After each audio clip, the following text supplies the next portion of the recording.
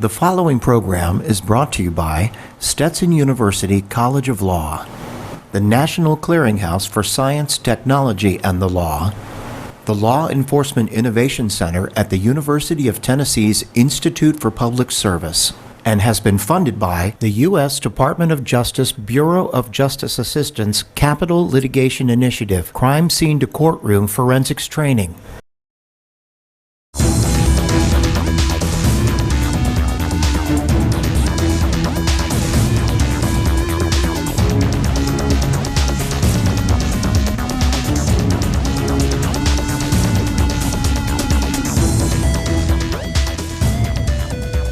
Good afternoon and welcome to the BJA-funded Capital Litigation Initiative Crime Scene to Courtroom Forensics Training and Crime Scene Essentials, our first in a series of 8 webinars. I'm Carol Henderson, the Director of the National Clearinghouse for Science, Technology, and the Law, and a Professor of Law at Stetson University College of Law. Today I have 2 guests with me.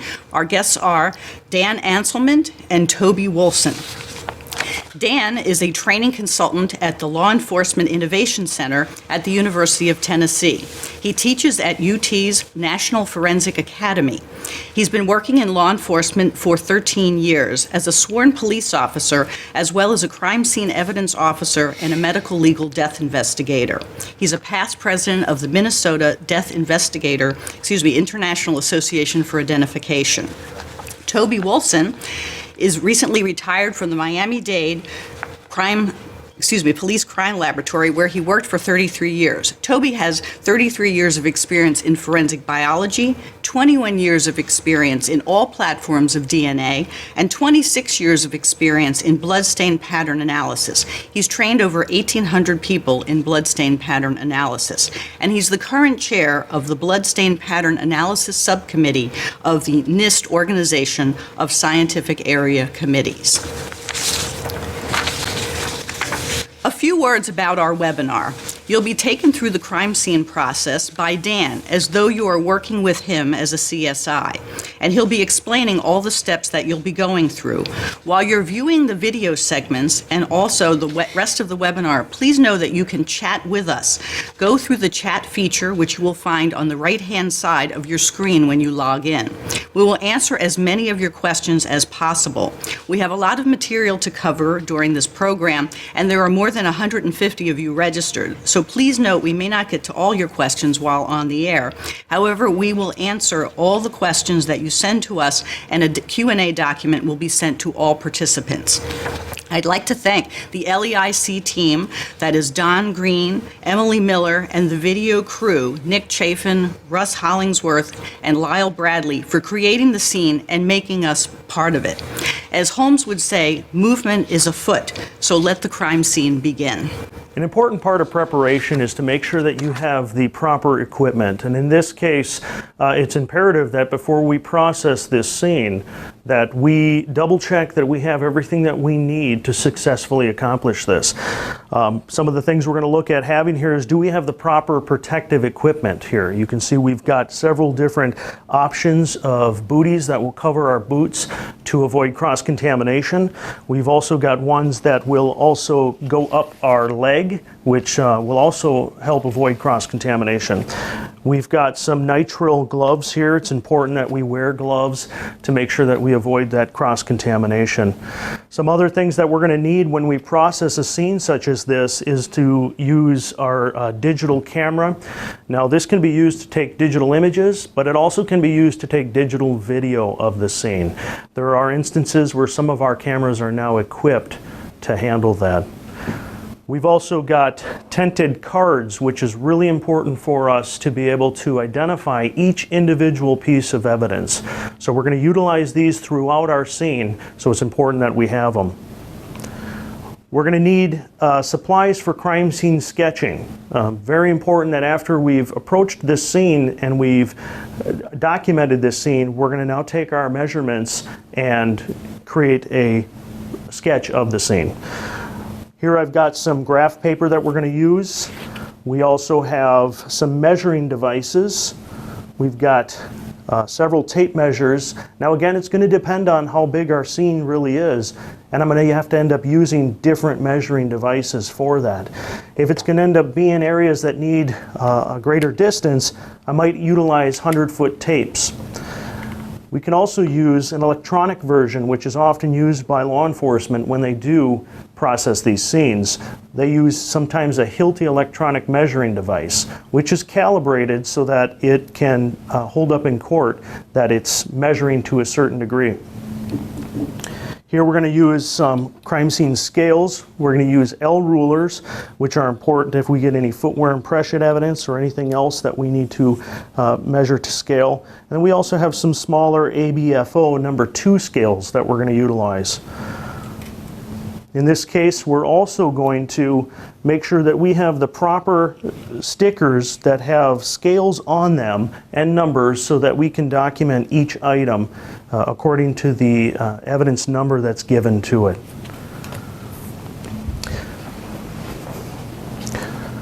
Some other items that we're going to need is the possibility to process for latent fingerprints. So we've got some powders here that we're going to utilize. We've got the cards that we need. We also have tape that's going to be used to lift those latent prints if they're found. Another item here is this is a portable super glue fuming chamber that we have. So we're able to actually put smaller items of evidence into this that are at the scene that we might be able to get some latent fingerprints from. Now if there's blood in our scene, we're going to also be able to collect that blood or DNA evidence. And in this case too, if there's ever a question as to what one of the stains on the wall might be, in the event that we're not sure if it's blood or not, we can do a presumptive test for blood. And this is called phenolphthalein, which allows us to actually test the stain first. And if we get a positive reaction, that suggests to us that it's blood. In order for us to properly package these bloodied items, we are going to need to use paper. Paper allows the item to breathe and dry so that bacteria does not destroy or degrade the DNA evidence. So we've got some different sized envelopes we're going to use because we're not sure yet what size evidence items we actually have. I do have cotton-tipped applicators that are used. These are sterile applicators that are used commonly for swabbing DNA evidence, and in this case it's going to be used to help swab the blood evidence that's within our scene. We also have sterile water. Sterile water is going to be used to assist in wetting the applicator tip so that we can successfully lift a dry stain with the applicator. We've got a box here. We've got several of these boxes. These are evidence boxes that are commonly used for sharp instruments, also for firearms. If we've got smaller caliber firearms, we can get longer boxes that are used for long guns, rifles, or shotguns if needed. But in this case, our scene is only going to require a smaller handgun box. We then secure that firearm inside the handgun box by utilizing zip ties. Zip ties are important to keep that evidence stationary and from not moving inside that box. If there's any shell casings or bullets that are recovered in this scene, we're going to want to utilize small boxes that allow us to place the smaller items of evidence into that box to keep that item protected and preserved. Then we would package that up, oftentimes placed into a larger envelope so we don't lose the smaller box. If there's any trace evidence items that we need to find, for example, hair or fibers that might have been found out at the scene, there's several different ways that we can lift or find those hairs and fibers. Common method is to simply use a sticky note, use the sticky glued side of a sticky note to help pick up that item of evidence. We can also use lint rollers. Individuals will use that and roll that across the surface and perhaps be able to get the fiber or hair evidence, so we will have that as well. What I've just shown you is a lot of the equipment that's going to be needed for us to successfully process this scene. So now we're going to show you how we utilize this in the actual scene. Well, we're back, and we have had a couple of questions, and some of the questions are regarding how many people usually work on a crime scene team. So if I could hear from our speakers. It really depends on the agency, the size of the agency, and there's a lot of smaller organizations that may only have one individual working on a crime scene. There are other situations where they might have a 10-member team come out to work on that. And there are actually larger agencies, they're just so busy that they might only have one person actually come out and process a pretty detailed scene. And Toby, you were in a large office down in Miami. That's correct. And did you have larger teams go out to the scene? It really depends on the scene. We had trained crime scene analysts, and they would frequently go out, 1-2 people at the most. But if there's a scene with a lot that needs to be done or there's a lot of evidence on it, then they would bring out additional teams. So the size of the team is very heavily driven by the context of the scene. Is it a scene with a lot to do? Is it a large scene versus a small scene? I've done scenes in closets. Clearly in a closet, you can't have more than one person there.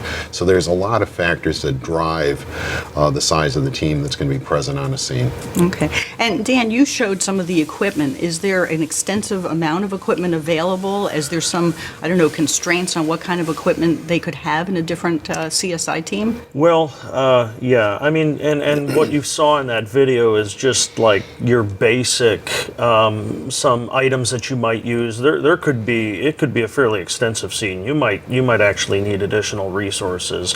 And that could even come down to just needing to call in somebody else who might have additional resources that you might not have. You have to really know, a successful case is dependent upon preparation and training, and whether or not you have the right equipment and do you have the right experience to successfully process this scene. Okay, and do you ever call in outside teams, like outside your department?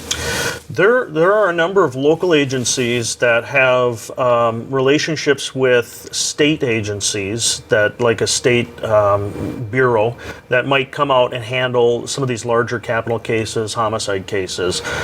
So it really is dependent upon what type of case is it, what type of scene, what type of evidence is in it, and how expansive is it. Is it a multi-stage scene? Is there indoor? Is there outdoor?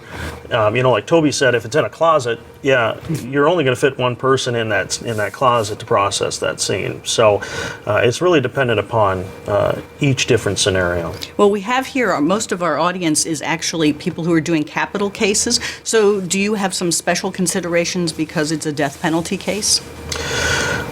Well, regardless of it being a death penalty case, or if it is, assault, sexual assault, or a burglary, we're going to approach each of those scenes. We're going to approach them the same way. We're going to want to make sure that we're doing everything that we can to successfully identify, document, and collect that evidence.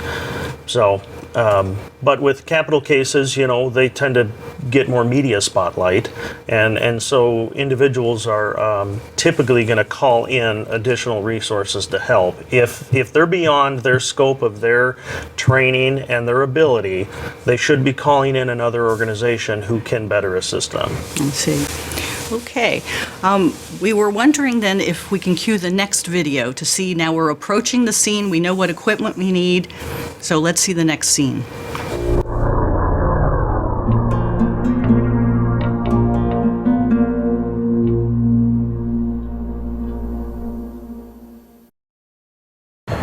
We're out at LEIC Sales, and law enforcement was called out to this location after an employee was found unresponsive in his office and was bleeding. Individuals had stated that the boss tends to work early in the morning. He was supposed to have a meeting with another employee, and nobody else was here at that time. When this employee arrived, nobody was here but the boss, who was found in the manager's office. Unfortunately, it looks like he was probably stabbed. He was taken to the local hospital, where his status at this time is unknown. What we need to do is we need to process this scene, and we're going to start from the outside and work our way inside so that you have a better understanding of what we need to accomplish out at this crime scene. So now it's really important that we secure this scene. As you can see, we've established a crime scene perimeter around this. We're also going to have officers that are set up on all corners of this so that nobody crosses under this tape and gets into this area where we have some evidence laying out in the parking lot. So securing and establishing this exterior perimeter is really important. Welcome back. We had a few questions during our video, and one of them from Daisy May is, do you have a confirmatory test for blood after the presumptive test? So I'm handing this off to Toby. It's an interesting question. There are tests that are marketed that are identified as being confirmatory. They base them on the idea of species identification. The problem is that the scientific community doesn't totally accept those as confirmatory absolute, being that there can be some false positives. Although the false positives are in situations that would be extremely unlikely. One of the most common tests out there will cross-react with ferret blood. We know that there's not many ferrets out there committing violent crimes, but because of that, we're limited in how we interpret those tests. Reality is, confirming its blood is probably not a big factor when we're doing our work, because what we're trying to do is identify that it's a biological material and then take it forward from that point into the DNA analysis process. Okay. And Toby, the one that you were talking about with the ferret blood, is that the hexagon OBTI? Is that the one that's a confirmatory test for whether it's human or animal? That is the hemotrace cards made by ABA, as everyone says, in the labs. Their test will cross-react allegedly with ferret. There's other companies out there that make these tests, but my guess is, even though they say that they don't cross-react with other things, the potential's there. We know from years of experience with this that if you search hard enough, sometimes you get a positive cross-reaction with something that shouldn't be there, but it does affect how you interpret the test after that point. And I think the important thing to just really note about the presumptive test is this is if you're looking at a small stain or a series of stains and you're not sure if it's coffee or blood, you could do this presumptive test, and then ultimately you would collect that and likely send that off to the lab for additional testing. Right, which is correct. As I said, the real focus as a lab rat for us is not that you identify it as being blood or semen or saliva. It's that we know it's a biological material, because that guides us in our analysis when it gets to the lab and when we start doing DNA work on it. Okay. Now we have another question about how we protect against documentation errors. We may leave that for a little bit because we'll talk about documentation. But now we have one question which is quite relevant. It says, what's our procedure for keeping senior police who show up and want to come in but are not part of the investigation? Do we have any policies in place? This is definitely an issue. A number of us, what we tend to do is if you enter this scene, you write a report. Mm-hmm. And I think it's really important that crime scene team members and leaders of these teams really stress that to everybody, from the chief or senior leadership all the way down. If you enter into that scene, you're going to write a report and you're going to explain why you were in that scene. And then you're also going to be subjected to possibly being subpoenaed to testify as to what your role was in that scene. But that's probably one of the most common questions I hear is, how do you keep the senior leadership out? That's right. It's problematic because, whoever is in charge of the scene, whatever detective that is, that's their boss. When a senior person in the hierarchy shows up, it's their boss. And if it's the chief of police, it's very difficult to say, Chief, you can't come in here. But the report writing is one way. You should be keeping a list of everyone who comes on that crime scene, and that list is discoverable. And so these people all now have the potential of being subpoenaed and asked by one side or the other, what was your purpose of being there? What did you do? What did you see? And it can create problems over the long run. Okay. Another thing is, how about we have problems sometimes with the press wanting to see what's going on? How do you deal with the press? Well, I always, one of my responsibilities when I was responding as a patrol officer was to establish that initial perimeter. And something that I really tried to stress to everybody that I worked with is establish a large enough perimeter to try to keep people back as far as you can. Because if you don't establish that perimeter quick enough, there are media outlets that can show up fairly quickly. A lot of them that are scanning or listening to radios. And there's mobile apps now where they can listen to all the 800 megahertz frequency radio traffic. So they're usually pretty quick to get there. So you really need to establish that perimeter. If it's an exterior scene, you can establish a perimeter. You can have an inner perimeter. You can set up a secondary perimeter. And also, I found that if you actually set up a staging area for the media, then they know that tends to be where, if there's going to be any somebody that's going to come to the mic, a public information officer or something, will come to that area. The media wants to be there. They don't want to miss that opportunity for that. So it is good to also stage kind of an area or spot for them. You need to be conscious of the media being there too, especially in a high-profile case, because the media is filming, but more important, they have equipment now that can listen in on what you're discussing and doing from great distances, and their involvement becomes part of the legal process frequently. We saw that years ago in OJ. A lot of the media tapes were shown to, infer that the crime scene was mishandled. So when the media is there, it's not just a case of keeping them a distance away. It's a case of being aware that they can hear you, they are watching you, and everything you now do is open to public scrutiny. So you need to make sure that you do everything the correct way and that you don't discuss it or, sometimes there's discussions that go on that you would not consider appropriate for a crime scene, but they occur. The media can hear those. So you need to be prepared to do everything with the media present.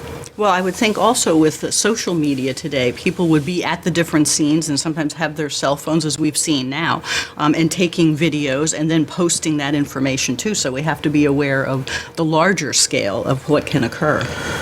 Yeah, especially with social media now, I think that something that agencies are seeing a lot of is keeping their personnel from posting to social media when they're actively out on something. If they're taking pictures with a personal cell phone and they put something out on Facebook, tough day at work today, even if they're not expressing what actually the case is they're working on, I do think that this is where you're getting agencies that are having to draft new policies just to be mindful of that. We have one question. Oh, I'm sorry. Toby, did you have something to say? The social media is a major concern. All agencies are struggling with it. I know the agency I came out of, they had very strict rules about using your phone cameras on the crime scenes. If they saw them, especially homicide scenes, if they saw one being used, they would confiscate it. And the social media interactions, you got to be very careful with those. You post something that you think is benign, somebody else might not interpret that way. And I know situations in which people have been terminated from their jobs by posting what they thought was a harmless social media post. We have a couple of questions here from Jeff. Which crime scene tools are most important or crucial? Wow. That's kind of broad, but it really does depend. I would say that a really important tool is definitely the photography, the digital camera, because that helps you really preserve that scene exactly how you see it. You're able to take photographs and really preserve everything upon observation when you come there. So the photographer or the digital camera is a very crucial tool. It's probably one of the more important ones, I would say. Of course, there's a lot of other tools. It just depends on what your scene is. And also the budget of your department. I mean, that's a reality when you think about that. Although then people would say that's no excuse that you need to have the best equipment to do the best job, because every case is crucial. But budget factors are always an issue because equipment changes rapidly, the technology improves rapidly, and some of this technology can be very expensive. When you start bringing in these 3D laser scanners that cost $250,000 for starter, small departments aren't going to have those. But going back to what Dan said, it's the equipment you need is very dependent on what your function is at the crime scene. As a person who goes out to crime scenes primarily as a bloodstain pattern analyst, the equipment I need is different than the crime scene person who's out there collecting the evidence. So I agree with Dan. Very important, I think, for every crime scene is that digital camera now. But after that, it's very dependent on what your purpose is at the crime scene for preserving and processing it. Okay. Well, let's continue then to go and look at our next scene. Now we're going to move on and look at some of the preliminary investigation into what's inside this scene, and then we're going to start taking photos and overview of everything that's outside.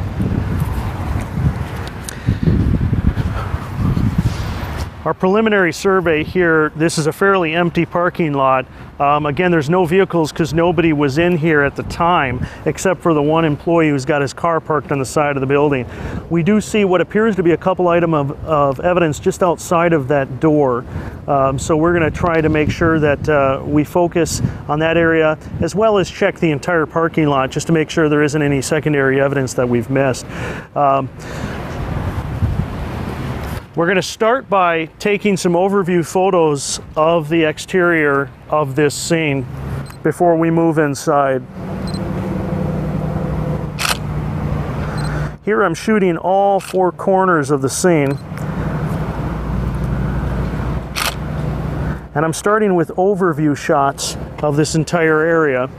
And then I'm going to try to get into some more intermediate or middle range shots as we get closer to items of evidence or areas of interest. We don't currently have anything over here that we can initially see, but we are going to take a closer look once we can get inside this perimeter.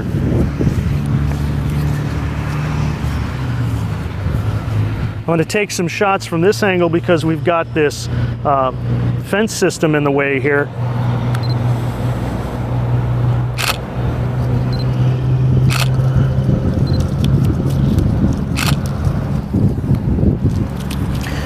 Then we're going to make our way around and shoot from another corner.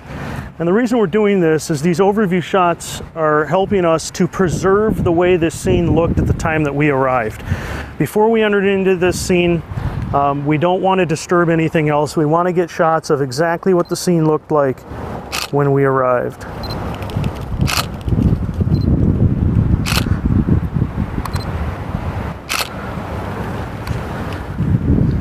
Now, we have been informed that law enforcement and first responders did go into the business to render aid to the victim, who was later transported to the hospital.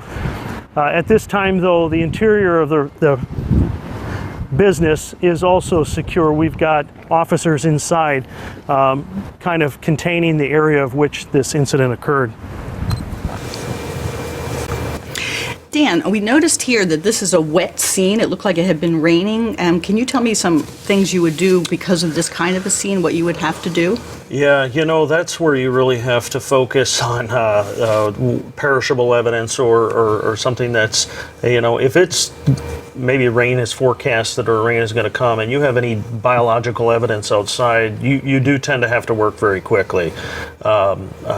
Whether that means you cover the evidence quickly or you set up some tents, that's possible. But, you know, if it ends up being a heavy rain and there's anything on the ground out there, there's a good chance it's going to wash away anyway. So you do have to work quick. And that's where I just have to be able to articulate in my report why maybe I wasn't able to fully document everything that was outside. If it was a matter of me, I have to weigh, do I document it?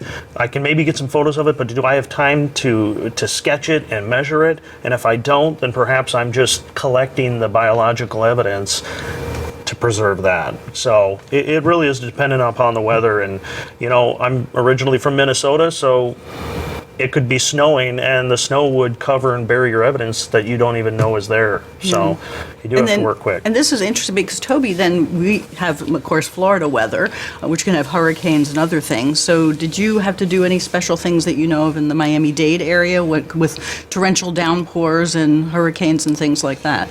Well, as Dan said, outside scenes, the end result is you have to work fast if it's going to be really bad weather. When those torrential downpours come down, it doesn't matter if you have coverings and tents and stuff, because the rain tends to go sideways with the strong winds and everything's damaged. So you're at the mercy of the outdoor environment. You try and keep ahead of it. You try and quickly spot what is apparently or seems to be important and collect that as fast as possible. And if it means that you have to circumvent or cut some of the corners that you would normally do, then you have to do it, because the protection of the evidence is much more important than making sure that you followed A, B, C, and D under those conditions. Well, are there any protocols for when you have, this kind of a scene, like in terms of training or anything? Or this is just you would know, based on your experience, how far you should go or what you should save first? I think it's an experience factor. There's no way you can develop a lot of standard protocols to cover every possible circumstance. So experience is the key factor there, and that's why in larger agencies, what you'll usually see is when they're training a new crime scene person, that crime scene person travels along with a very experienced crime scene analyst until they really get a good feel for how to do things and why to do things. Mm-hmm. You really have to be creative as well. I mean, if you're given this challenging obstacle, you just have to be able to quickly adapt and come up with a solution to preserve that evidence. So everybody's going to do it a little bit differently. If you're given that circumstance that's, challenging and potentially destructive weather on that evidence, you're just going to have to work quick. Well, we do have one question here. Do you use an introductory placard to begin your photography? Initially, I do all overview photos of the scene before I would ever introduce any placards or tented cards. And the placard and tented cards are used to start identifying items of evidence that we want to collect. Mm-hmm. And that's really to help kind of focus your attention also in the photo of where those items are throughout your scene. So initially, I do overview photos. I haven't introduced any placard or tented cards. And then ultimately, I would come back and re-photograph it after I've introduced those. Okay. Right, but I think what we might be asking here, the introductory placard, a lot of crime scene analysts, prior to doing any pictures, they'll stand at their vehicle, they'll stand somewhere, and they'll have a card that shows case number, date, time, things of that effect, who they are, whatever they think's relevant. They will photograph that, and then they'll go through the process that Dan just talked about. Yeah, correct. Okay, so that depends on what kind of a procedure is in place at your particular department? Again, it's maybe department procedure, but it's also a experience type factor. An inexperienced analyst you'll see might forget to do that, and an experienced one, they'll, because they do it on every case, it's second nature for them. Okay, just wrote. Okay, let's have the next segment.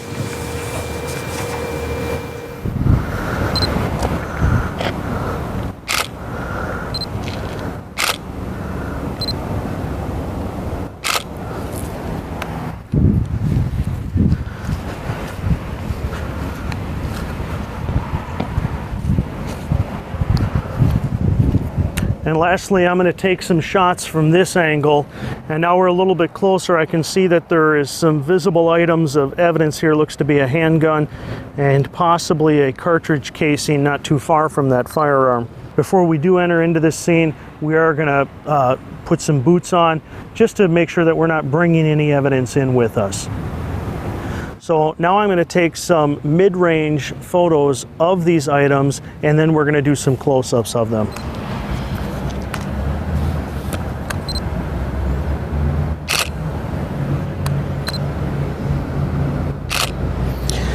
Now when I do close-ups of these, I am going to scale it. Just want to introduce a scale into our close-up shot here.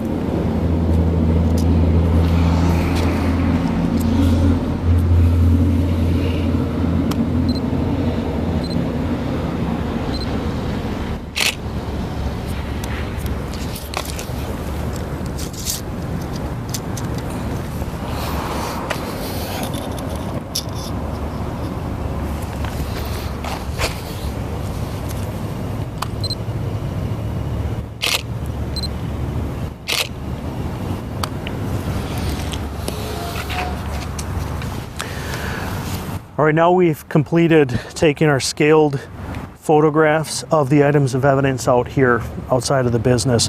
Now what we're going to do is we're going to introduce some tinted cards. We're going to identify the firearm as item number 13 and the shell casing as item number 14.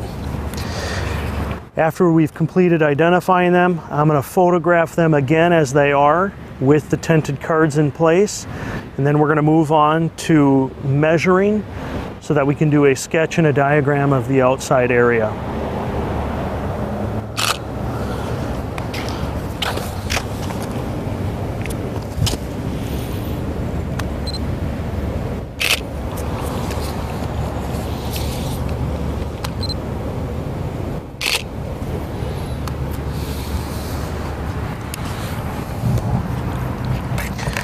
Okay, now what we're going to do is we're going to collect this firearm. We are not going to process it at the scene at this time. We are simply going to collect it. We're going to put it into a box to help preserve it if there's any DNA evidence on it. And that way we can send it off to the lab so that the lab can process it for DNA. They can do fingerprints. They can do any other items of processing or techniques that they want to use on this firearm. It's going to be a little easier for them to do that at the lab than me to do it here outdoor in these elements. So to collect this gun, I'm going to use a firearm box. This is an evidence collection box. Essentially, it's a cardboard box. These are good to use for sharp instruments, as in knives or screwdrivers, but you can also use it for firearms or handguns. In this case, too, I'm going to use zip ties. I'm going to place this firearm in here, and I'm going to keep these zip ties from bouncing around. These zip ties just came out of a brand new pack, and so they haven't been anywhere else, and we're going to use those to help hold this firearm down.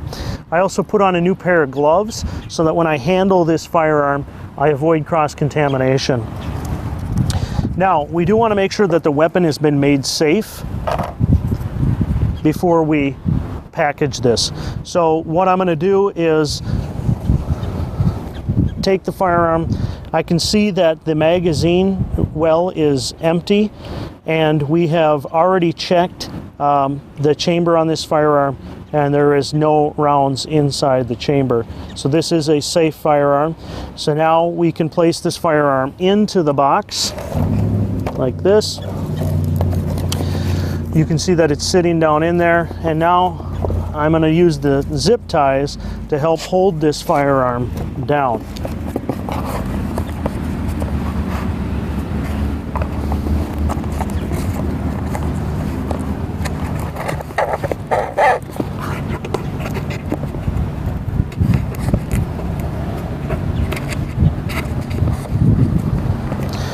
Usually only takes a couple zip ties to successfully complete this.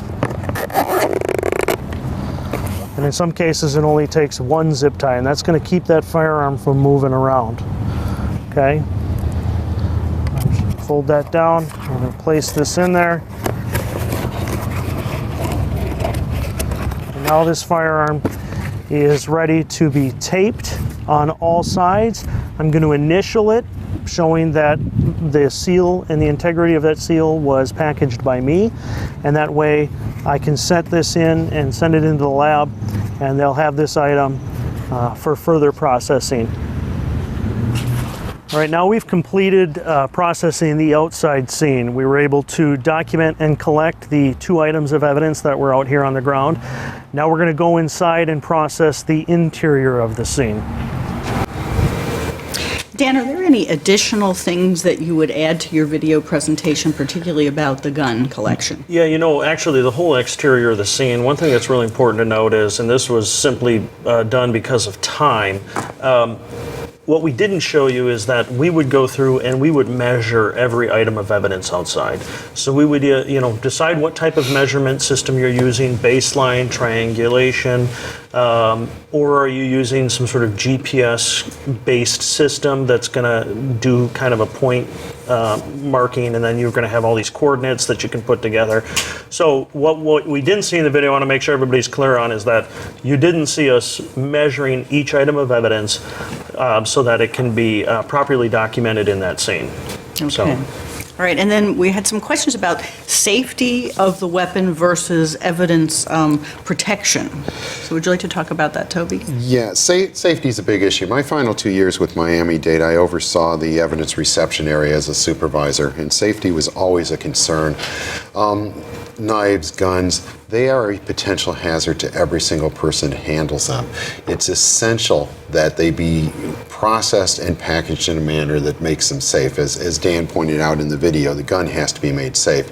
So it comes down to a choice between safety and sometimes preservation of things like DNA, fingerprints.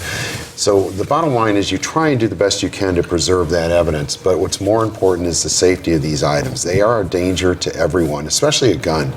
They are a danger to everyone in the process that handles them. Somebody gets shot because a gun's improperly secured and not made safe. You're not going to be worrying at that point about, did I save the DNA? So you do the best you can to package it, preserve it, but if it means potentially damaging something to make that item safe, then I guess that's a necessary evil. Okay. Now we have a couple more questions. One is, would video be better or worse than a series of photos? Well, a lot of crime scene units or teams, they will do photos and they'll do video. I support both of them. The thing about photography is photography gives you the opportunity to take, now thankfully because of digital, you can take unlimited amount of photos. Now I have attorneys ask me to keep it under 1,000 photos, but there really is no limit to how many photos I can take. There are extensive cases where I've had to photograph 1,000-2,000 photos in that scene. That's a lot of photos, but I'd rather make sure that I'm properly documenting everything first. And if you want to do video of the scene, that's fine. A lot of folks do video, some people don't. Now we're getting into, Toby mentioned this earlier, we're getting into three-dimensional scanners that essentially can take you through a live walkthrough of this scene. So I'm starting to see video kind of going away with individuals using 3D scanners. Okay, one of our other questions, oh sorry Toby, go ahead. I've never been a big fan of video. As a blood spatter analyst, the video doesn't show me anything. It may give me the three-dimensional position of furniture and things in the scene, but I've never seen any practical value to it other than it records sound, and that can become a problem for some police agencies if they're talking at the same time as the video is being made. So I can live without video. I think the photography aspect is much better. I've been on cases where I did a case out of Canada where they had 3,000 pictures. It's a lot of pictures, but nothing was missed. Right. And that's also one of the questions was, can there be too many photos? And I guess the answer is no. Is There's that correct? never, yeah, I don't think there are going to be too many photos, but for all the attorneys out there, we're sorry when we do take up to 3,000 photos. Well, here's another question about the rate. This is from, I think it's Medrada Law, that what is the rate of DNA fingerprint denigration on a firearm, and are there any steps you can take to preserve it? That's really a difficult question to answer. The DNA, the longevity of it is very environmentally based. It doesn't matter if it's on a firearm or if it's on a tabletop. The environment that it's subjected to is the bigger factor, and how much DNA is there. Guns, we find, are not a good DNA source in terms of getting individual patterns. We always see mixtures on those, and the area of the gun that it works best is really hard to find. What we have found, because many people carry their gun in their waistband, the best place to swab on those is the sight, the gun sight, because it's rubbing against their skin. Those tend to give very good patterns. But again, going back to how the longevity of the DNA, how well it's preserved, it depends on what that gun's been through after that DNA is deposited. So really, adverse conditions, it's going to be a very short period of time. In good environmental conditions, it can last years. And really, that's kind of the same with fingerprints. Fingerprints on a firearm are challenging. There's always this question of, can you get fingerprints off of a firearm, or why didn't we get any fingerprints off of a firearm? there's studies that are I'm sure are taking place right now, but it is very challenging. I have processed a number of firearms with no successful results. And as Toby mentioned with the DNA, I have had a lot better results actually on the front or rear sights of the firearm. And whether that's from somebody, I'm sure, sliding that, locking that slide back, and perhaps that sight is grabbing more DNA evidence off the individual, I'm not sure. But And here's another question, too. Is it ideal to process the evidence at the scene before it's packaged to prevent loss during transport? It depends on what you would have available, and I think about chain of custody, this is an interesting issue. It depends on the item. We in Miami-Dade would encourage certain items to be processed at the scene just because it was easier than submitting them to the lab. What kinds of items? Larger items that are hard to package, hard to move, it's better to process those at the crime scene. Smaller items, it really becomes a judgment call, and what we would usually do is encourage them, if it's submittable and it's small, send it to the lab. Let the lab-based DNA analyst or fingerprint expert decide how they want to process it, what they want to process, rather than you as the crime scene analyst trying to decide, well, what might they want at the lab. So it depends on the item. And it depends on where you are in the United States as to how they process. Because I know of some agencies, even state labs or state agencies, that they try to process everything they can at the scene. Mm-hmm. So they have little items they have to bring back and fill their evidence room with. So it really is just dependent upon that respective agency and how they typically do it. And that's something too that I think that prosecutors and agencies need to make sure they're having that discussion of, what's your expectation on some of these larger items of evidence? Do you want that item? Is that something that ultimately we're going to bring into court? Or do you just want the biological or DNA evidence that I've taken from that item? Okay. So, but I think what they're working on with NIST-OSAC right now is, aren't they looking at what kind of procedures should be done in certain areas like bloodstain pattern analysis? All the different areas of OSAC are trying to develop standardized procedures so that if you do something in Los Angeles and you do it in Miami, there's a commonality behind it. Collection of evidence is one of the things that they're discussing and trying to standardize. And parts of it I think can be easily standardized, but then in special circumstances, you can't think of everything in advance. So you have to be creative sometimes, think outside the box. I think if you need a chainsaw to get the evidence, collect the evidence, you should be questioning, should you collect that piece of evidence by submitting it to the lab? But some of it's common sense, and others we're trying to develop standards and guidelines for. Okay. All right, let's cue to the next video.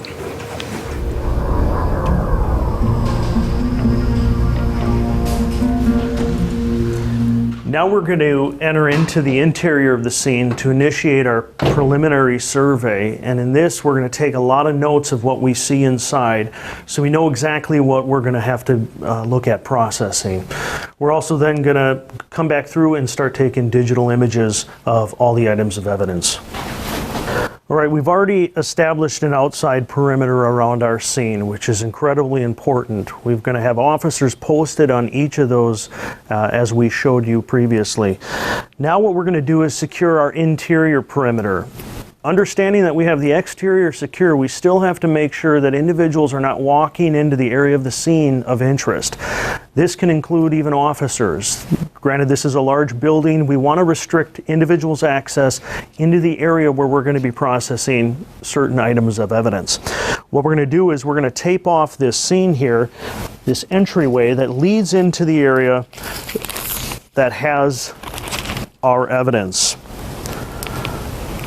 This is going to allow us to have just a visual barrier that just reminds individuals not to be entering into this location unless they are part of the team processing this crime scene.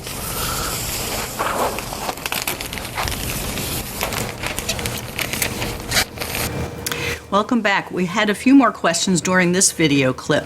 One question is, in your experience, what is the value of having a prosecutor on the scene to work with law enforcement in processing a scene? I've never had an experience in working a crime scene where I've actually had a prosecutor come out. I do know of some law enforcement organizations that contact their prosecutor while they're out on a scene and they discuss some of the evidence items. But, for me, when I'm out at that scene, my job is to be impartial and to just kind of properly document everything that's there, be objective to that, collect as much evidence items as possible, so that later that item can be submitted and tested, and then when everything's put together, it can be submitted for the prosecutor to review and see, what they're going to do, obviously, with that. But I don't know, Toby, if you've had any experience with a prosecutor coming out, but Miami-Dade, on major crime scenes, it is not unusual to have the prosecutor come to the crime scene. There's always one on call. They're there to advise the police and law enforcement on, legal aspects. But as a person that goes out processing the crime scene, I've never had them say, well, can you collect this? Can you do that? Can you do that? They're more asking me, what do you think needs to be done here, and do I need any assistance from bringing in other people, things of that nature. And in fact, my opinion on this is the prosecutor shouldn't be guiding how the crime scene is processed or handled, because that then potentially inserts a bias, and we want to avoid all bias. Our job is to collect the evidence in the best form possible and get it to the lab for analysis. Mm-hmm. Now, we had another question whether departments are still using super glue fuming, or are they going to the RG6 dye stain testing, which allows latent prints burned into the firearm to be raised? I'm not familiar with RG6, but the problem is there's this presumption that firearms are a good source of fingerprints. They see it on TV. It's a real common thing. Reality is, knowing many fingerprint analysts and 33 years of handling firearms, trying not to damage the fingerprints, they are not a good source of fingerprints. There are not enough smooth surfaces to deposit good fingerprints on to make the gun of value. So it's unusual, as Dan said earlier, to get anything off of a gun of value. So the RG6 dye stain, if it allows the fingerprints to be bought up, that's fine and dandy, but the reality is you have limited surfaces that are viable for deposition of fingerprints. So it's really a judgment call, I think, of the fingerprint analyst. Are they going to use super glue? Are they going to use RG6? Or are they going to use something else in an attempt to get prints off that gun? Okay.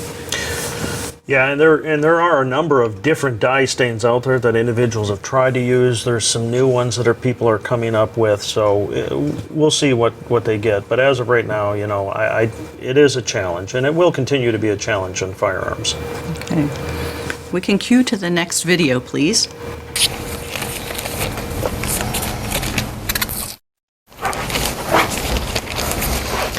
I might even post an officer at this location just to make sure that nobody walks through this and enters into our scene, causing risk of contaminating that scene. Now what we're going to do is we're going to secure the interior of the scene. Granted, we have the exterior of this scene secured by law enforcement and crime scene tape, but we also want to create visual barriers inside to contain the area that we want to focus on for evidence collection. This is to keep individuals out of our scene, whether it be additional officers that are on this perimeter. We just want to make sure that nobody comes into this area, so it's okay to use additional visual barriers such as this crime scene tape.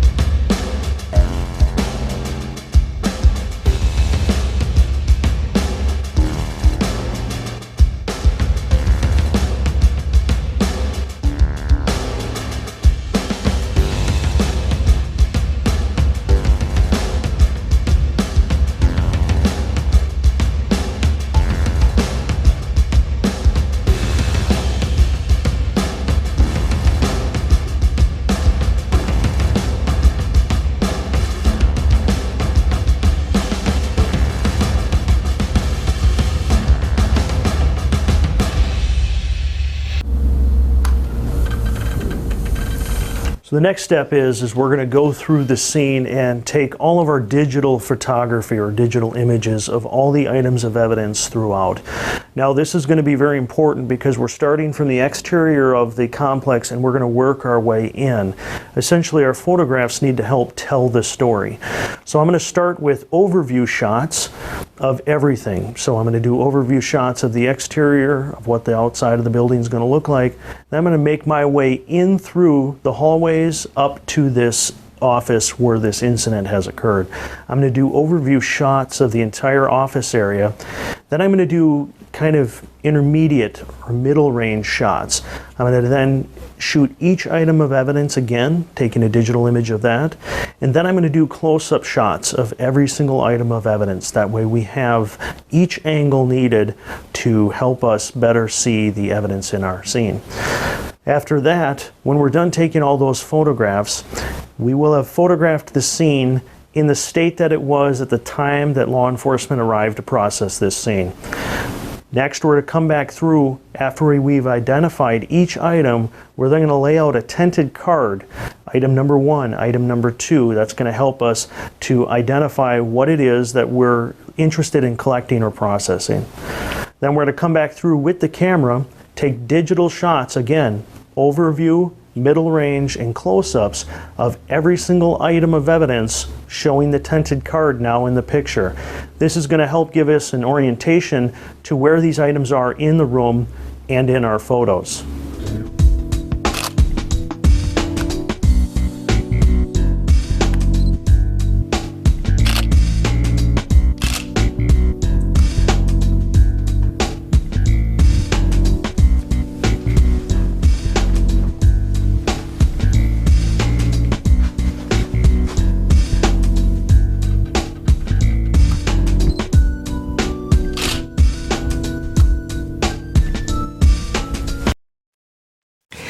We have a few more questions. One is, have you ever used a first responder to accompany you during a preliminary scene survey? Actually, I have. By first responder, I don't know if they're referencing police officer or firefighter or paramedic, but I have had firefighters come with me because it was a murder, suicide, arson scene, and there were still hot spots that were generating while we were literally walking through this scene. So in that case, that was important. But I have had individuals not necessarily come through the scene, but it's really important for me or whoever is responding to that crime scene to speak to first responders, because first responders, when they go in, they might see something. The scene might have looked different. They may have had to move a table. They may have rolled a victim over. Mm-hmm. It's really important for you to know what they did in that scene, so you can tell the difference between what was from life-saving measures and what potentially is evidence from the suspect, if there is a suspect. Right, and if they changed anything in the scene is very critical for your analysis. Right. And I'm never a first responder, obviously. As a bloodstain pattern analyst or a forensic biologist coming into the scene's already been documented, at least preliminarily, prior to me getting in it. But speaking to the first responders is a really valuable tool as a bloodstain pattern analyst, because I need to know what they've done to the blood source, which is usually the body. Have they moved it? How did they move it? What did things look like or that they observed prior to that? Because those can affect my interpretation of the patterns that I've been brought in to document and talk about. Mm-hmm. We have another question, too, about note-taking. It seems, the statement was, it seems a photograph would be better. So maybe about what do? You photograph first, then take the notes? Do you ever do both things at the same time? Well, and of course, in the video, that was more for just getting that point across. But the reality is you're constantly taking notes, whether it's a mental note or you're literally writing something down. But I am going to photograph stuff, too, but I have to keep notes for myself so that when I go back and write a report, one, I'm referring to my photographs, but I'm also going to make sure I have notes of certain things in there that you might not necessarily be able to photograph. Now, do you ever, I know the medical examiners sometimes dictate notes. Do you ever do that at a scene or not? I have. In my younger days, because I can think and talk faster than I can write, I would dictate into a handheld tape recorder. But that became problematic in that you then have to transcribe those materials. Or what didn't occur to me initially is that that tape was discoverable. And I used to reuse the tapes. So I got hit with a situation in which the attorneys asked to hear the tape and I couldn't produce it. So I quit doing that. The batteries would always go dead. But this idea of note-taking versus pictures, a picture can't show thought process. As I said previously, there's no such thing as too many pictures. The more, the better, because then you're getting everything. Well, it's the same thing with notes. I think it's essential that everything and anything be put in those notes so that you don't forget what you saw. You may be writing your report weeks after the event took place because it takes a while to analyze everything. It's much easier to go back and say, okay, here it is in my notes. Here's what I need to write this report versus what I don't need, rather than say, okay, what did I see in the northwest corner of that bedroom? So I think note-taking goes hand in hand with picture taking. You need them both, and you need to do them both to extremes, in my opinion. Okay. And there's another question here about the value of photographing with and without the tent markers. Well, that is important because your initial photographs need to show exactly how the scene looked when you arrived. Because the second I walk into a scene and I introduce tinted cards, I am now potentially altering that scene. So it is important to do either or on that, or I mean do both. Photographs as you first found the scene and then later introduce the tinted cards.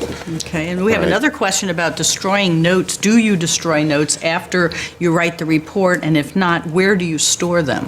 That's a very good question. Police officers, investigators traditionally don't keep their notes. They write their report to reflect everything in those notes, then they destroy them. In forensics, you can't destroy your notes, especially on the federal system. The federal system, if you don't keep everything, your analysis can be excluded. So there's a actual conflict between the two levels. The investigative side likes to destroy notes after they write a report. Forensics, we keep our notes. We are required to keep our notes. We are required that if we make a change in it, we only do a single strike through. There's no whiteout and things like that, or scribbling out so you can't read it. You strike it through, you initial it.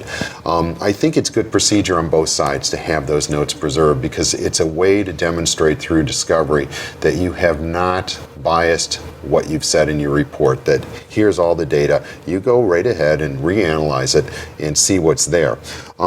As an aside, though, going back to your question about photography of the scene is very dependent on what your focus is.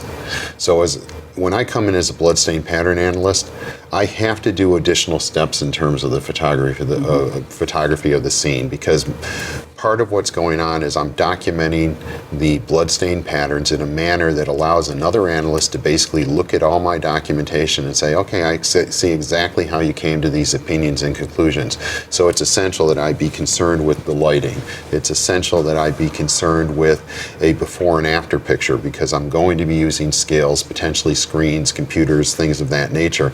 I need to show what the scene looks like prior to my work so that we can show there what alterations may have occurred when I did my work, but I need to show my work. So you have to have certain additional steps. Lighting is very important because you can see the stains better. There have to be lots of scales in there because showing the size of the stains, the dimension of the stains is a very important thing. There have to be scales that document where the patterns are within that scene. Is it from vertical and horizontal points? So there are extra steps that would be required to be taken for documentation of the scene when you're photographing it. Now, do either of you have to have someone check your work? Basically, that's after you do, let's say, your report or something like that. Do you have to have someone sign off on it? That varies by the agency, by the laboratory, but in a laboratory setting, it's pretty standard that regardless of what area of analysis you're working in, there has to be a technical review of the entire case folder and the report and all the data prior to that report ever being issued. It is a process that is very extensive. It is done to make sure that you didn't make any errors in terms of the interpretation of the data, that the case folder is complete with all the documentation of everything you did. The part that may vary by lab is the signing off. Some labs like to have both the original analyst and the technical reviewer sign off on that report. Other labs, they have everyone initial each page, and the only signature you see on the report is the person who wrote the report. And then there's other labs, they don't want the initials on every page. So the only person that initials every page is the original analyst. But then there's some type of documentation in the case folder showing that this report was written by so-and-so on such and such a date. It was technically reviewed by so-and-so on such and such a date. And it shows the entire process it goes through, so that there's some means of saying this report wasn't just written by me and sent out as is. Well, how do we contrast that, though, with crime scene? Because you're talking about the laboratory setting, but here we're talking about, how about in the crime scene setting? Typically in crime scene, if anybody's writing a report, a supervisor of the unit typically will read their reports and make sure that, they've got the correct information that should be in there. But it is a little bit different from the lab setting in the sense that if I'm going to write a report as to, essentially I'm going to list out everything that I observed, everything that was done, everything that was collected. And then again, like I said, it's going to usually go through the lead out on that team, or if they were out with you on the scene, that's aware of that situation, they're going to probably review that as well. Well, do they sign off on it? Because I think as a lawyer, you'd want to know how many people had reviewed it, how many people were there. I mean, other than a log that you might have, but other people who had actually reviewed the In my experience, report. Typically they do sign off on it. The agency that I work for, the supervisor's initials were always at the bottom of every single page. So, Going back to that note to preservation or destruction question, by the way, it also asked where do you store them? Standard procedure for most crime scene units, most labs, is everything goes in the case folder. And that way it's all stored together, so you don't separately store different things. So the crime scene unit would store everything in their case folder, the crime lab would store, DNA would have a case folder, firearms would have a case folder, but everyone has a case folder, and everything they do involving that portion of their involvement in the case, it goes in that case folder. Of course, we've seen, though, where people would actually keep pieces of evidence, and sometimes that's to the advantage of someone if they find later that something was in, I hate to say, somebody's drawer or something like that. And they had that with some of the Innocence Project cases where someone had kept these things out of the actual case folder. So I guess there might be some advantages, although that's not standard operating procedure. Is that correct? It's not considered good procedure. Your case folder is supposed to be the maintenance area for everything that was done in that case by that analyst. And holding things out, it's really not my job to decide what should be in the case folder versus what shouldn't. If I have that to use as part of my analysis, even if it's not a relevant portion of the analysis, it needs to be reflected in the case folder. Okay. and there's a question here, Carol, that says, is the supervisor on scene to check the report for correctness? If I am writing a crime scene report, the person who is checking my work should be the person who is out on that scene, because otherwise, if all they're going to do then is just check to make sure my spelling and grammar is correct, then I'm on my own for my own work.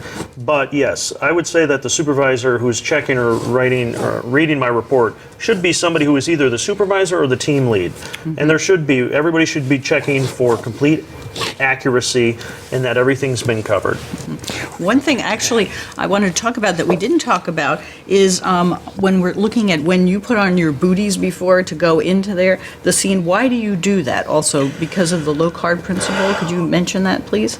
Yeah, I mean, and Toby can probably talk a little bit more about this when it comes to DNA evidence and some of this contamination concerns, but typically, like Locard's exchange principle states that, wherever he walks or steps, he brings in with him something, and then when items or evidence or trace evidence, and when he leaves, he brings with him items from that scene. So what we're trying to do is minimize contamination in that scene.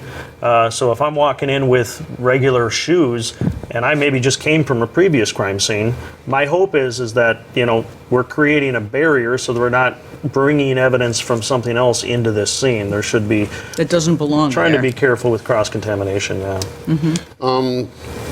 Contamination's an interesting issue because there's more theory and practice that's put forth than the realities of it. Yes, you wear protective clothing and materials into the crime scene to minimize the potential for contamination, but probably the more important aspect of the protective clothing is it's to protect the wearer. You're going into scenes in which there are biological materials frequently that are hazardous, and you are trying to create a barrier between yourself and those materials so that you don't carry anything out that could potentially affect your longevity of life or your short-term health. So that's a critical factor of wearing these items.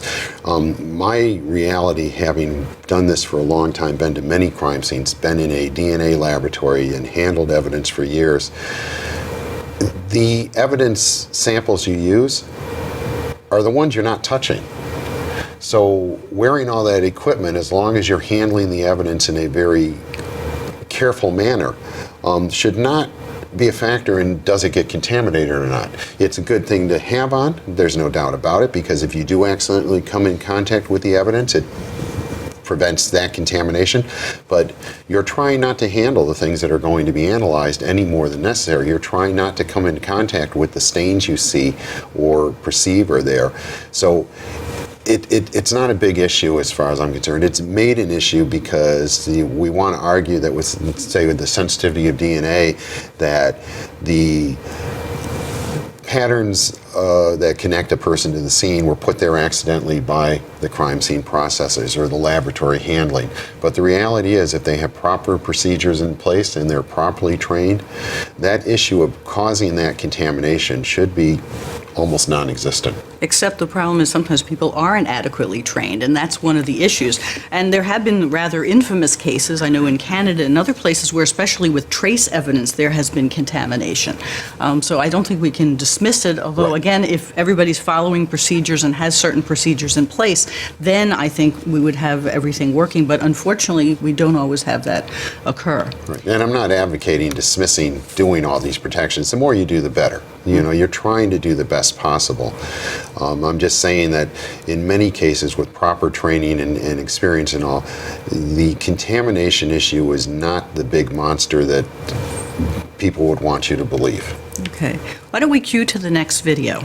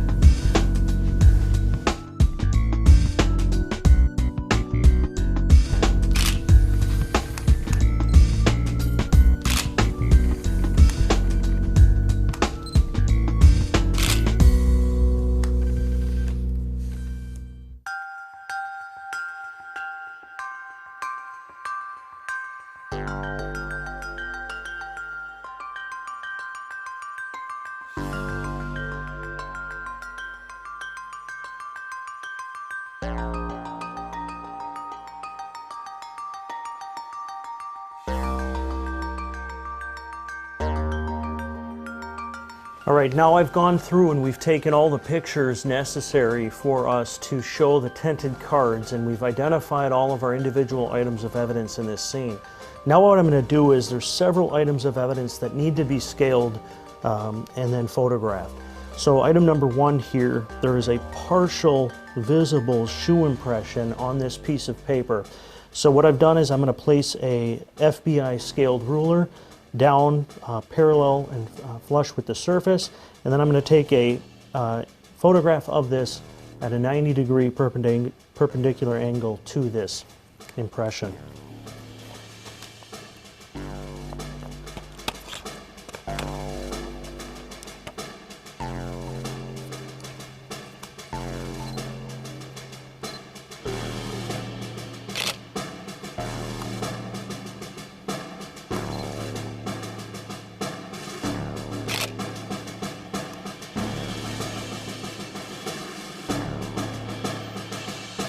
Next item, over here I've got some blood stains on this metal door frame.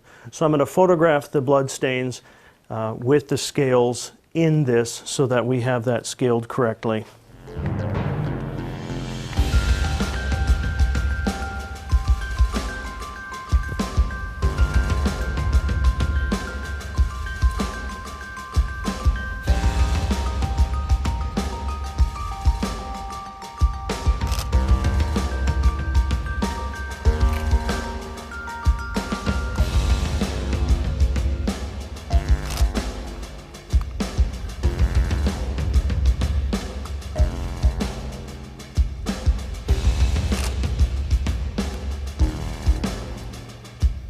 We also have some stains on the inside of this door frame, and we've got several different beveled angles here.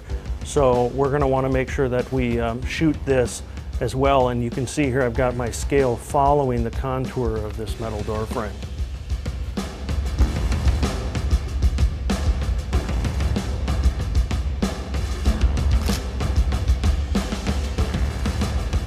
Now, if there's any other items throughout the scene, it's important that we do scale them properly and then take those digital images. Okay, now what we're going to do is we are going to need to sketch and diagram this crime scene. So what we've got here is we've got our items of evidence. Each item has been numbered and identified by a tinted placard or card. And now I've laid out a baseline. And you can see I've got this baseline running along this wall, and we're going to pull our measurements from this specific baseline. Now I've already made my measurements so I know where I am from the corner of this wall leading up to where my baseline starts. Now what I'm going to do is measure from this eastern wall, and I'm going to measure out to my items of evidence from the baseline. Item number 10 is an LG cell phone. And in order for me to get these measurements, what I choose to do is I want to make sure that I'm coming at a 90-degree angle off of my baseline. So I like to use a scaled ruler that I know is a 90-degree angle. I'm going to slip that underneath my baseline, line it up with that item of evidence so that I can really focus on coming off of my baseline to get as accurate of measurements as possible. I'm going to measure to the center of the cell phone. So from the eastern wall, I'm going to mark that the center of the cell phone would be 35 inches.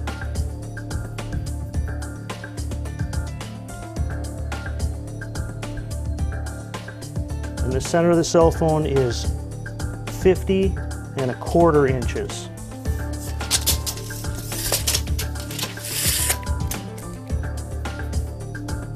So now, with those measurements, when I create my sketch of this scene, I'm able to accurately show where in this scene this item of evidence was.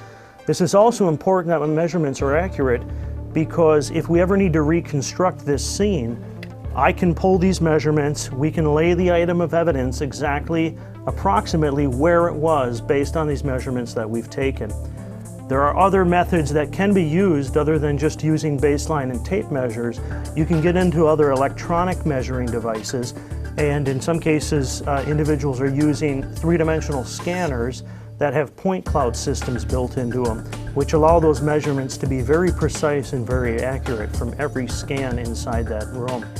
Another option is to use a total station system, which uses GPS coordinating and grid points, and we can pull accurate measurements off of each point and then add them into our crime scene reconstruction diagram. So as you can see here, I was able to pull some measurements. Using this, we're going to do this for each item of evidence so that we can properly get it into our crime scene sketch.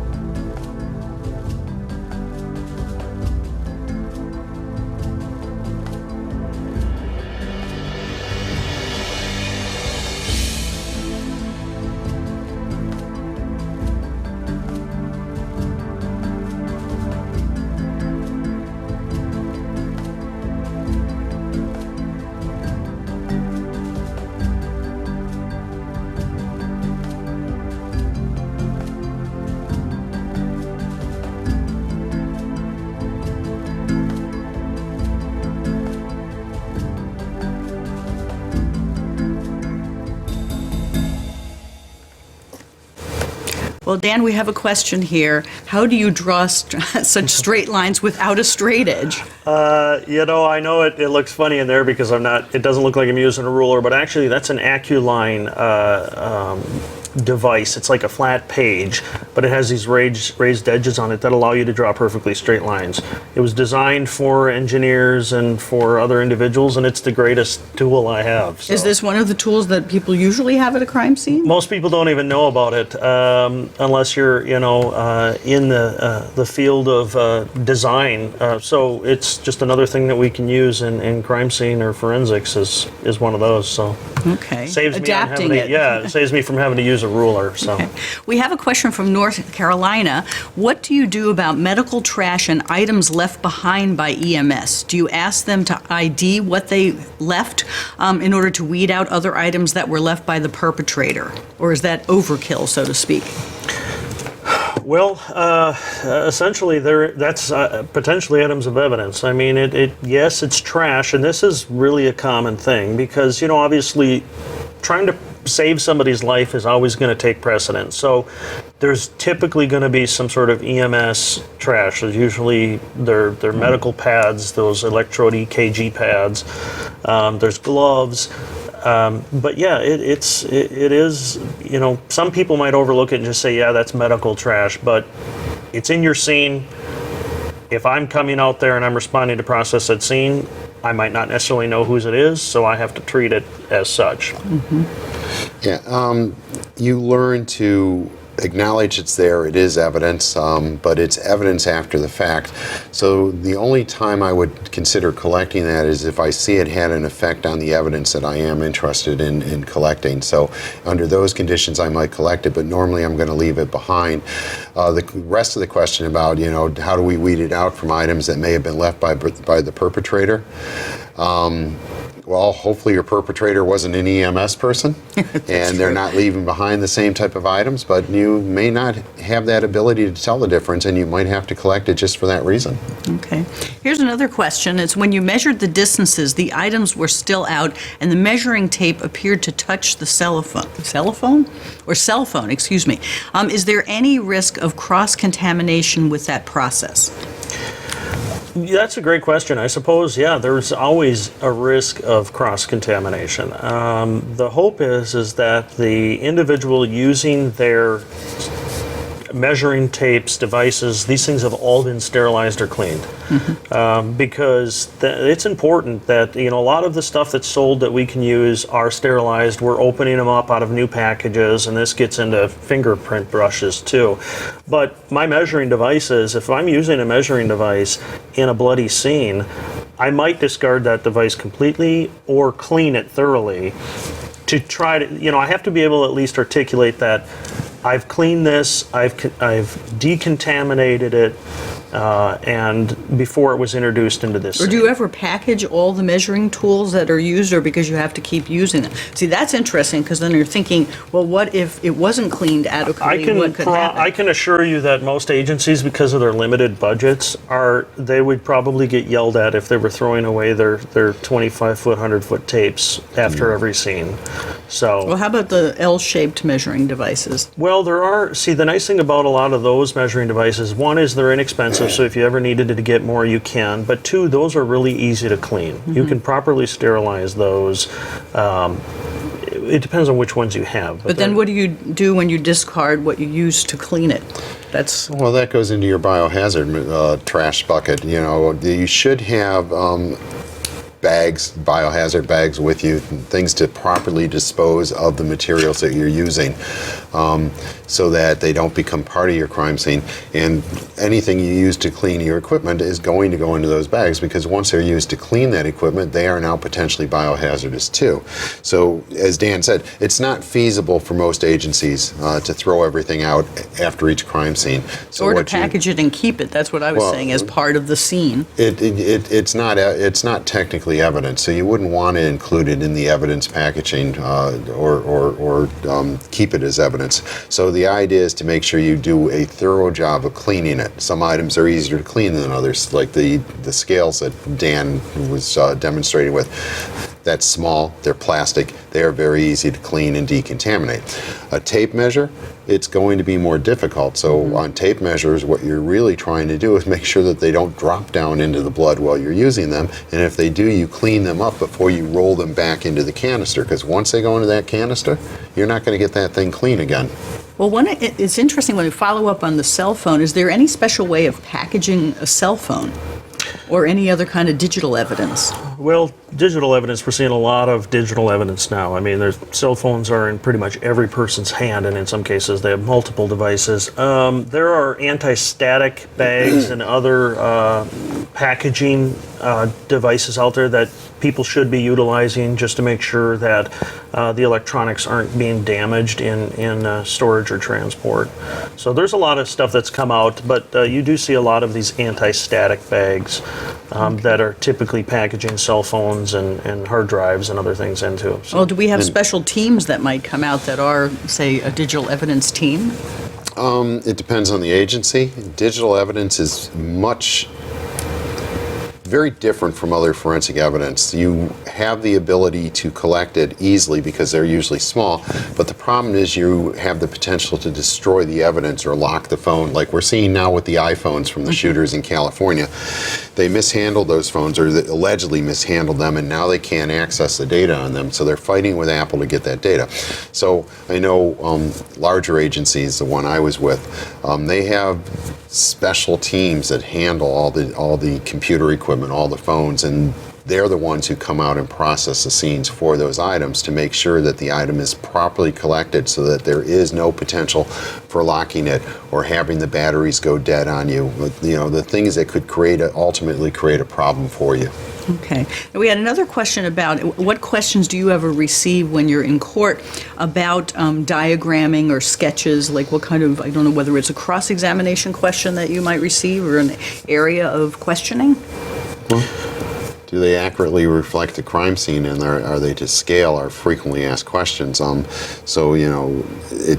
My experience is they don't ask a lot of questions, but for me as a blood spatter expert, what they're really, where the diagrams and sketches come in handy for are eliciting or explaining my opinions, because sometimes these scenes can be very complicated and difficult to understand from the written report, how I came to my opinions and conclusions. So you can use these diagrams and sketches to illustrate that, but then that opens up a whole new avenue of questioning. The questioning then becomes, well, does this sketch accurately reflect the opinions you're giving in this report, and what about it is not as clear or definitive in terms of what you've written in the report compared to the picture? Okay, why don't we cue to the next video? Okay, one of the things that we are going to do here is I'm going to show you what we can do for a presumptive test for blood. If we want to find out if this stain actually is blood or not, we can do a presumptive test. One of these presumptive tests we can use is called phenolphthalein. What I'm going to do is I'm going to take a sterile swab, okay? It's dry, so what I have to do is I have to hydrate this with sterile water.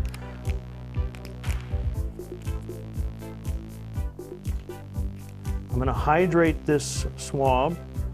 This allows us to better assist in swabbing the dry suspected bloodstains on this door frame. Now I'm going to pick something in here that I can swab from.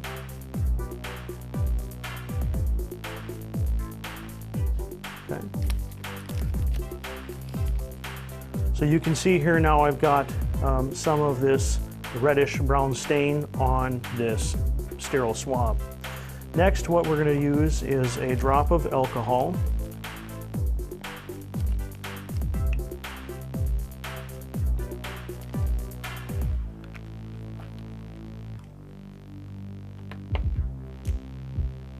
Next, we're going to add a drop of the phenolphthalein reagent.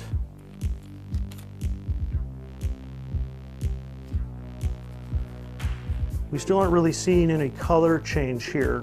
If this tests positive for blood, we will see a chemical reaction and this will turn bright pink.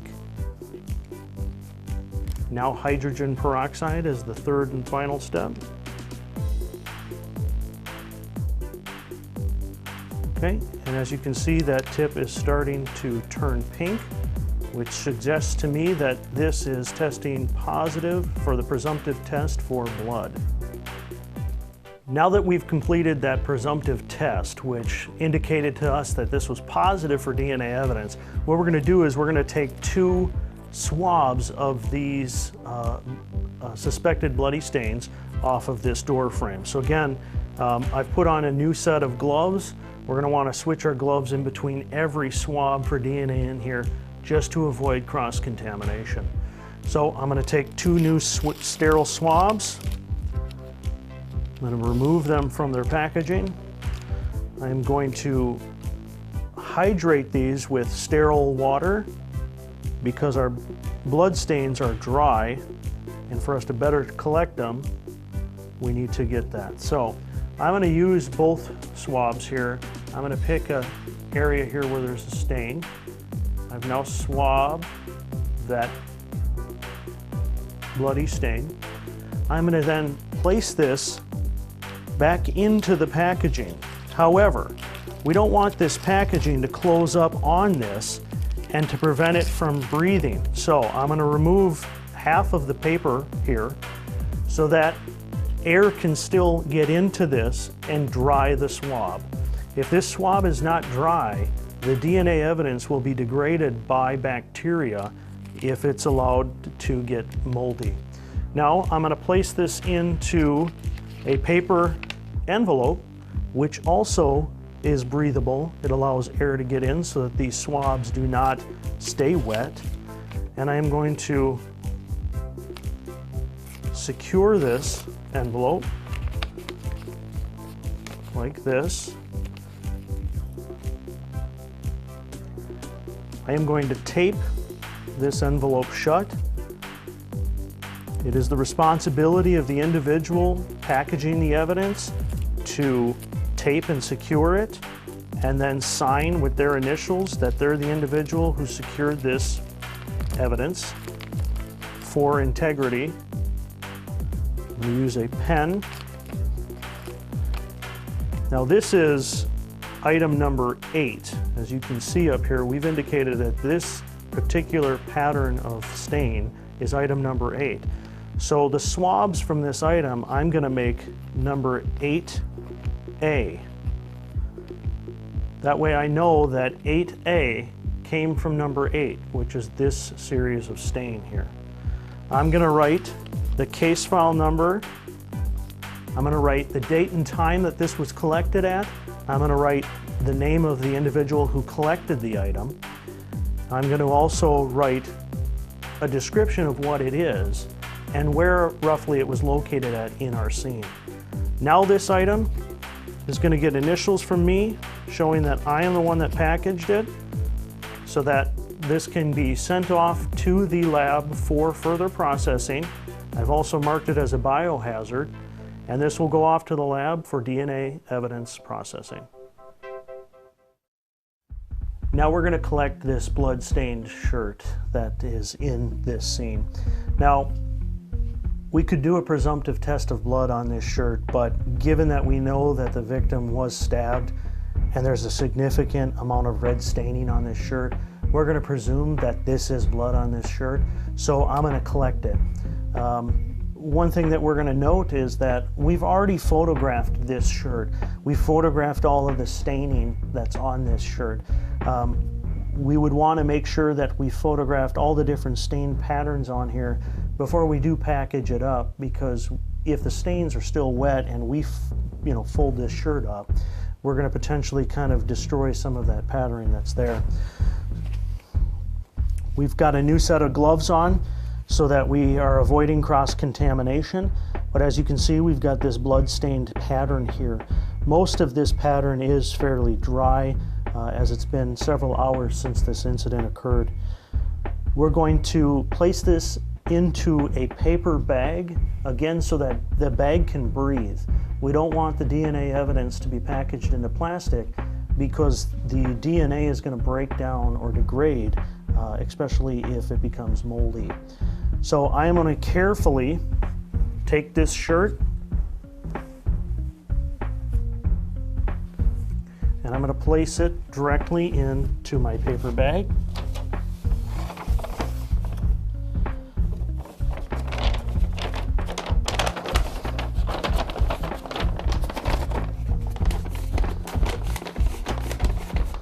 Now, it's important that the collector is going to use evidence tape. We're going to tape this bag shut. I'm then going to initial and sign that I am the individual who collected this item.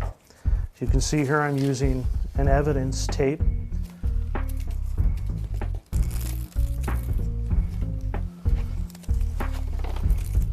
And it might take several pieces of tape to get this to stay shut.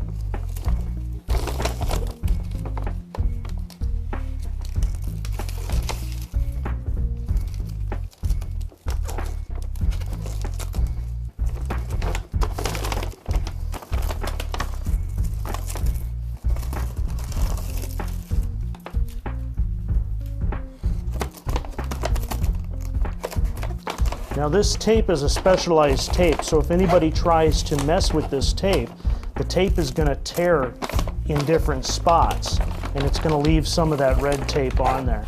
So you can see here I've taped this bag shut. Next, I'm going to fill out my case file information. I'm going to put the date and time that this was collected. I'm going to list who it was collected by. I'm going to list a description of the item so we know what's in here, which is going to be a blue and colored shirt with blood stains on them. I'm also going to initial that I am the one who sealed this. So when I do this, my initials are on the tape and on the paper bag, so that if the tape is ever changed or altered, you should be able to see that my signature doesn't line back up with that. Once I've got this item, I'm going to take this and bring this back for placing into evidence collection so that it can be sent off to the lab to be processed. Okay. Okay, we've completed all of our DNA evidence collection. So we've swabbed for all of the evidence items that have suspected blood on them. Now we're going to move into processing for latent prints. We're going to check this desk area for any latent prints in the event that maybe the suspect or subject would have been sitting on this side when the altercation took place. So we are going to dust this desk area here to see if we get any latent prints. This is a darker surface, so I'm going to use some lighter powder, a white and color powder, for contrast.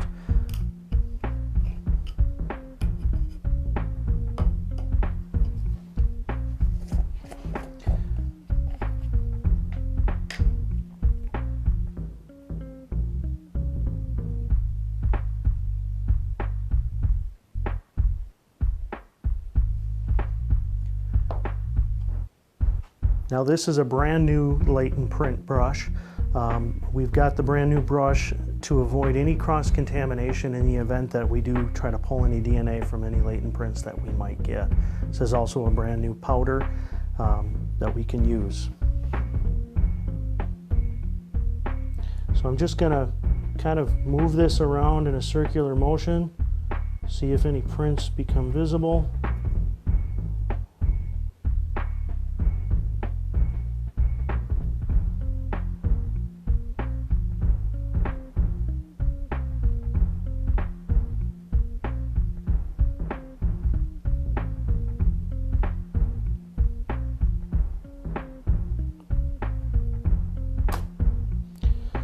Now, I can see some latent prints that are now visible from using the powder. So I can see that there's some area here where I can see some ridge detail. So we're going to try to lift these prints using our lifting tape. I'm going to take this lifting tape, I'm going to lay this down over the prints that I want to lift. I'm going to start off to the side of those prints. It's really important that I try to keep air bubbles out of this so that it does not interfere with those lines and ridges that are needed for an examination. I'm going to slide my fingers across, keeping out those air bubbles as best I can, and I'm going to try to lift these prints that I could see that were visible. Now, when I'm in this position like this, I'm going to come back with my marker. I'm going to sign on here as a new item of evidence, and I'm also going to photograph where this is so I know exactly where this is at the desk. So this is going to be item number 12, and I'm going to photograph so I know.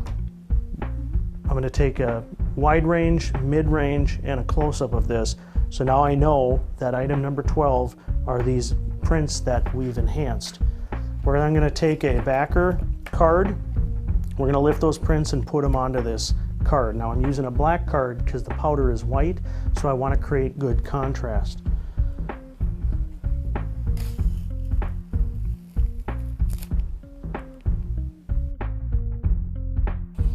Now we're going to place this onto the card, and we're going to carefully try to put these prints back down on this backer card and keeping the air bubbles out of it, to preserve those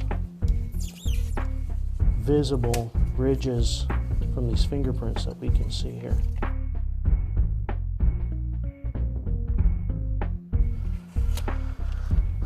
Then I'm going to fold over the excess tape, fold this over so I know that that's number 12.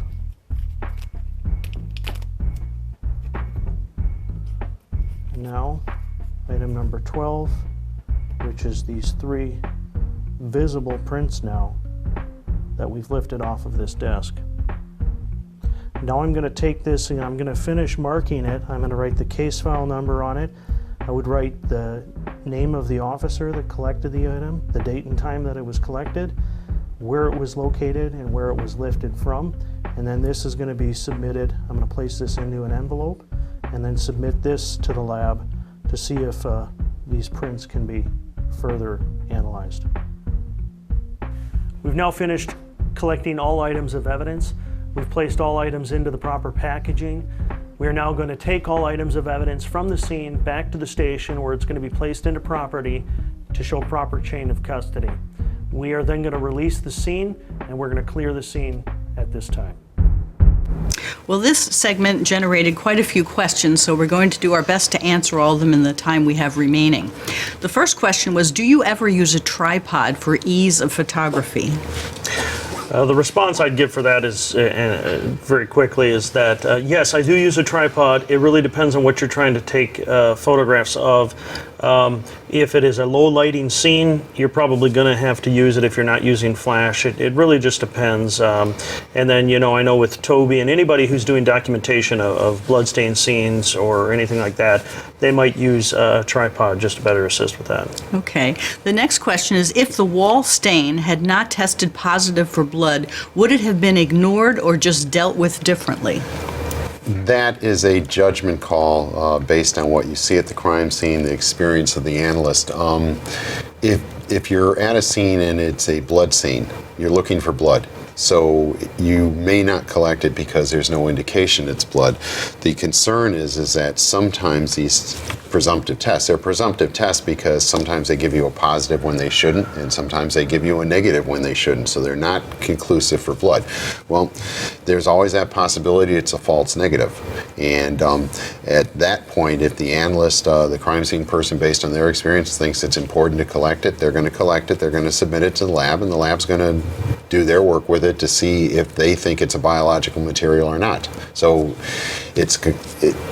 there's no yes or no to that answer as to do you collect it or not. It's a judgment call. Okay, based on the context, the circumstances. Correct. Okay.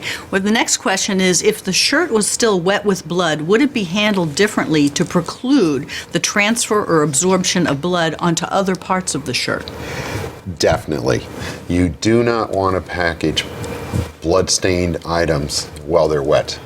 One, there's many reasons. Primarily, even if you're not interested in blood-stain pattern analysis, which we'll go back to in a moment and talk about, packaging it wet, even though it's in a breathable package, potentially can damage the DNA, because if it doesn't dry rapidly, you can have molds that start to grow. If it doesn't dry rapidly, it starts to decompose. So you don't want to package any materials wet if at all possible. You might have to put it temporarily in a bag to take back to your office and put in a drying cabinet or a drying room or something of that nature. But the final packaging, it should be totally dry at the time you do it.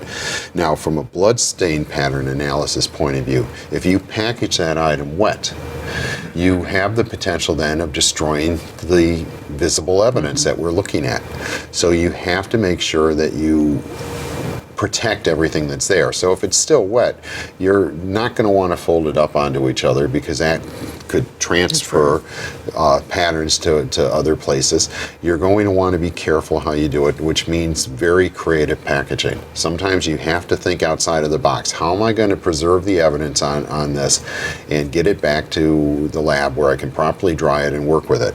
Now, as Dan said earlier, your first step, photograph all those surfaces before you ever start handling that item. At least then, if there is no way to properly protect it, because we can't always do it, sometimes the conditions don't allow us to do that, at least you have a photographic record of what was there.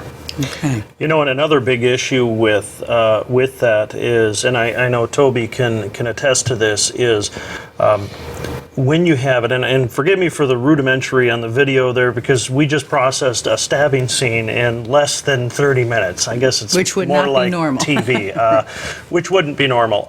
But yes, typically you do have to take into those strong considerations. But another area that you have to be careful of is a lot of times when an individual is a homicide victim, they are bagged in a body bag, still fully clothed.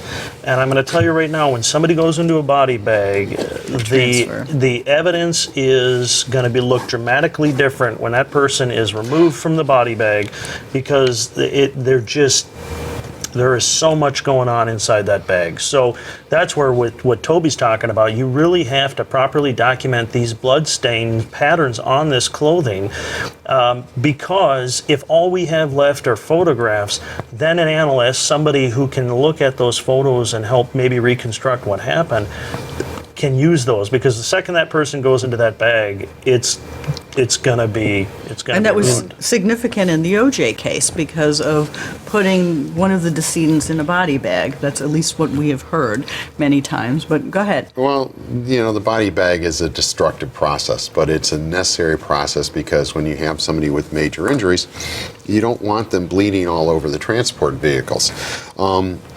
I know in some agencies, that when I came out of, the medical examiners, they respond to all the violent crime scenes. It's not unusual, at least in Miami-Dade, to see the clothing removed at the crime scene rather than transported back. But that removal process is another issue. It can alter what's there.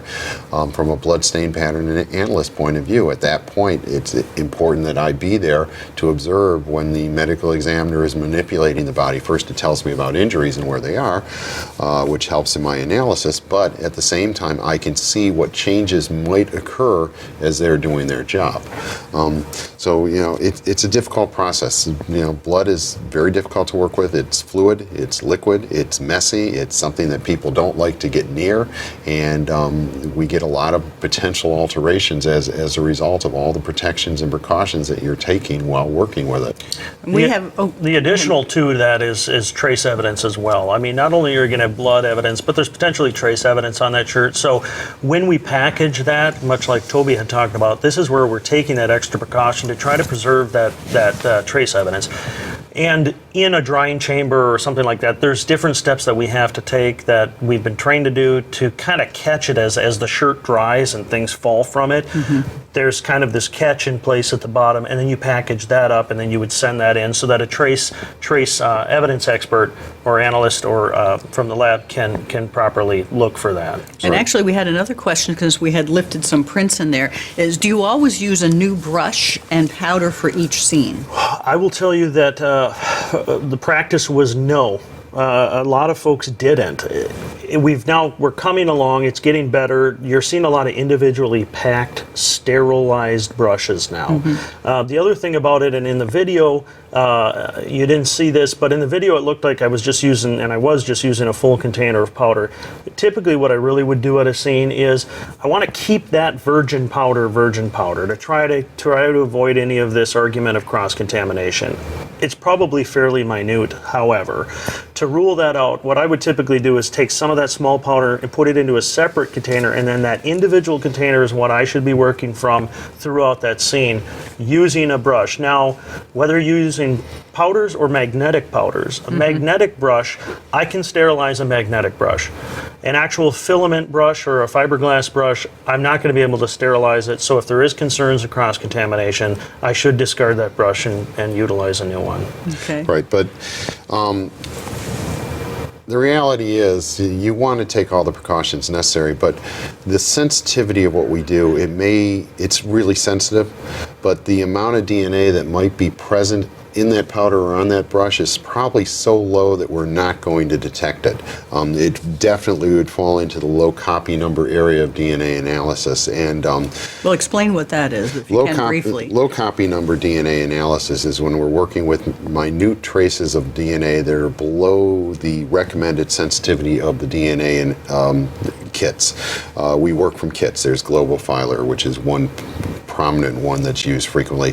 Well, these kits have a certain minimum level of DNA required to get good results.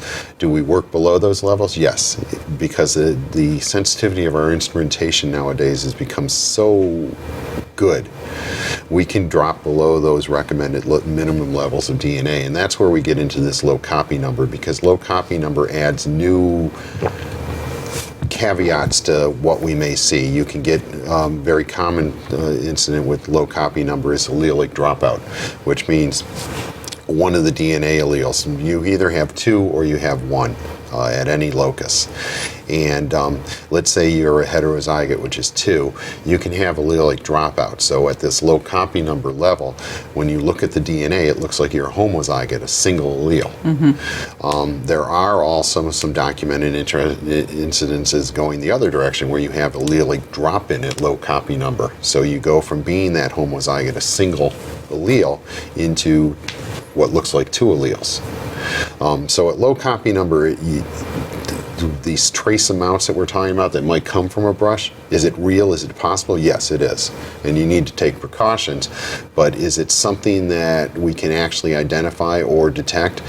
At this point in time, we can't identify what could have come from the brush versus what couldn't, but can we detect it?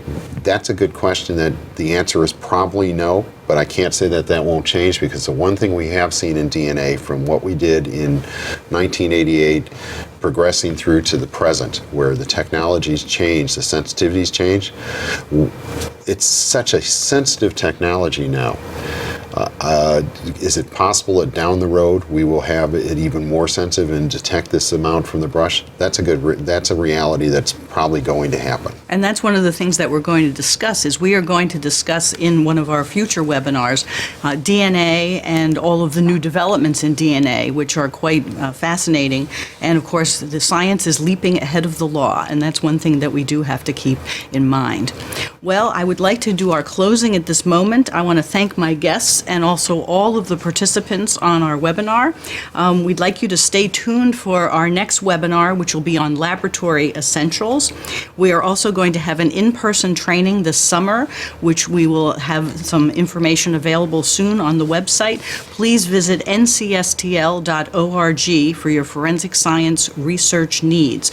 You're also going to receive a follow-up survey and continuing legal education information if you have been on this participation list, and we would like to wish you good luck and good health and happy forensics. Thank you.